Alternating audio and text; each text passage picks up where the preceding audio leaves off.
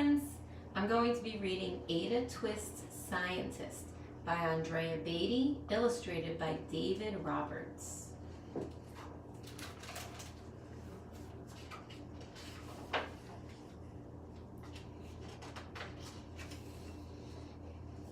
Ada Marie, said not a word till the day she turned 3.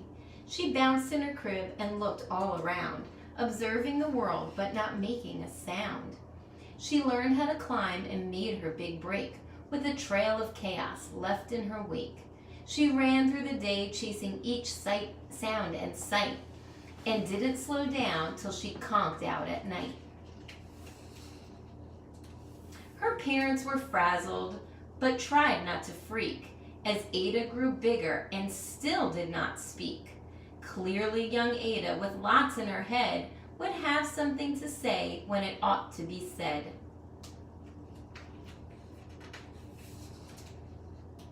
That's just what happened when Ada turned 3. She tore through the house on a fact-finding spree and climbed up the clock just as high as she could. Her parents yelled, "Stop!" as all good parents would. Ada's chin quivered, but she did not cry. She took a deep breath and she simply asked, "Why?" Why does it tick and why does it talk? Why don't we call it a granddaughter clock? And why are there pointy things stuck to a rose? Why are there hairs up inside of your nose? She started with why and then what, how, and when. By bedtime she came back to why once again. She drifted to sleep as her dazed parents smiled at the curious thoughts of their curious child, who wanted to know what the world was about. They kissed her and whispered, "You'll figure it out."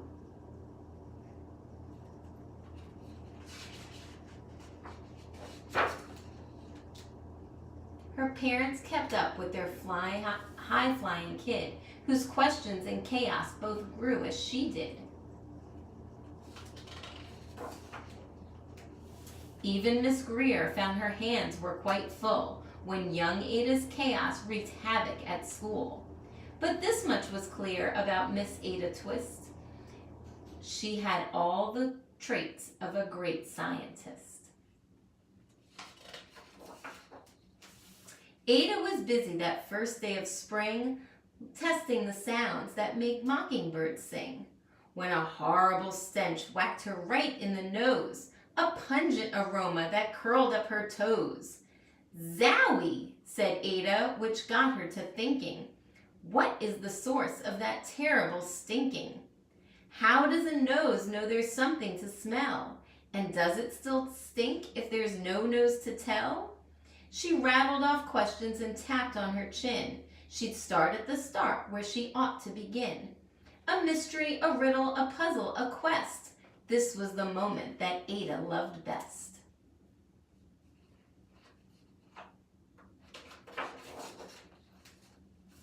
Ada did research to learn all she could of smelling and smells, both the stinky and good. One hypothesis Ada thought could be true: the terrible stink came from Dad's cabbage stew. She tested and tested, but soon Ada knew it was time to come up with hypothesis 2. Then zowie, the stink struck again just like that. Hypothesis 2, it's caused by the cat. The cat couldn't make such a stink on its own. It needed perfume and some fancy cologne. So young Ada tested. The test was a flop. She started again, but her parents yelled, "Stop!"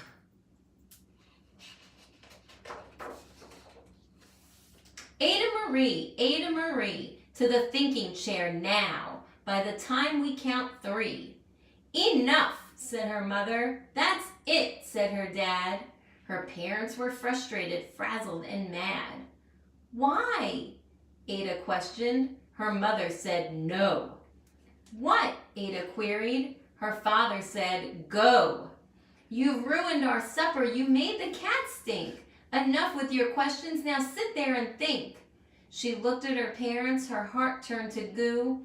Poor Ada Twist didn't know what to do.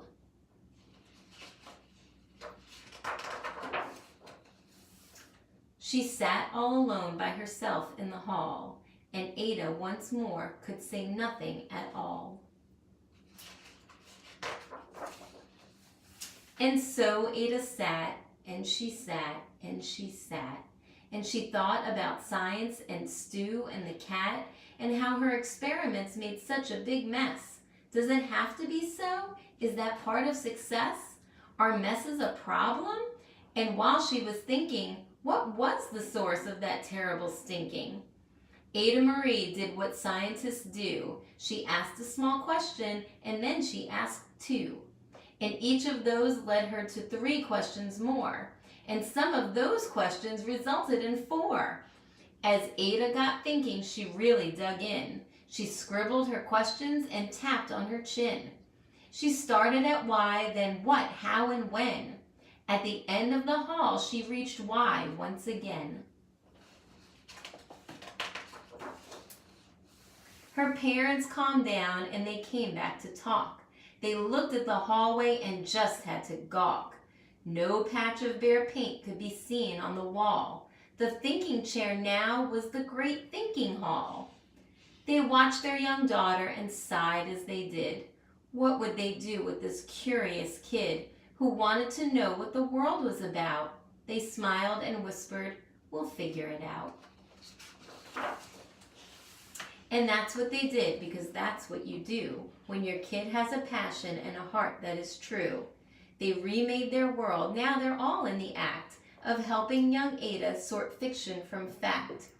She asked lots of questions. How could she resist? It's all in the heart of a great scientist. And as for that smell, what can Ada Twist do but learn all she can with her friends in grade 2? Will they discover the source the stink that curls toes? Well, that is the question, and someday, who knows? The end.